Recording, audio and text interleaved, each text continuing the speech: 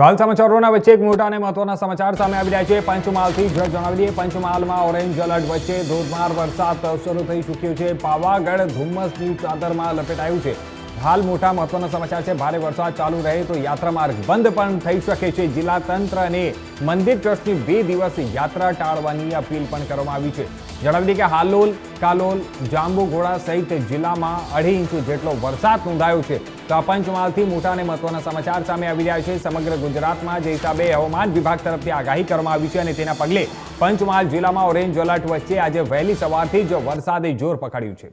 ખાસ કરીને વિશ્વ વિખ્યાત યાત્રાધામ પાવાગઢમાં ધોધમાર વરસાદ વરસતા સમગ્ર ડુંગર ધુમ્મસની ચાદરમાં લપેટાઈ ગયું છે. વરસાદી વાતાવરણના કારણે પાવાગઢના કુદરતી સૌંદર્યમાં વધારો થયો છે, પરંતુ યાત્રાળુઓની સુરક્ષાને લઈને તંત્ર સતર્ક બન્યું છે. સતત વરસાદ ચાલુ રહે તો માચીથી મહાકાળી માતાના મંદિર સુધીનો માર્ગ સુરક્ષાના કારણોસર અસ્થાયી રીતે બંધ કરવામાં આવી શકે છે. જિલ્લા તંત્ર અને પાવાગઢ મહાકાળી મંદિર ટ્રસ્ટ દ્વારા આગામી 2 દિવસ સુધી યાત્રા ટાળવાની અપીલ કરવામાં આવી છે, જેથી કોઈ અનિચ્છનીય ઘટના ન બને. બીજી તરફ પંચમહાલ જિલ્લામાં અંદાજે 2.5 ઇંચ જેટલો વરસાદ નોંધાતા અનેક વિસ્તારોમાં વરસાદી માહોલ છવાયો છે. હાલોલ, કાલોલ, જાંબુઘોડા સહિત જિલ્લાના અનેક તાલુકાઓમાં મોડી રાતથી જ વરસાદ શરૂ થયો હતો.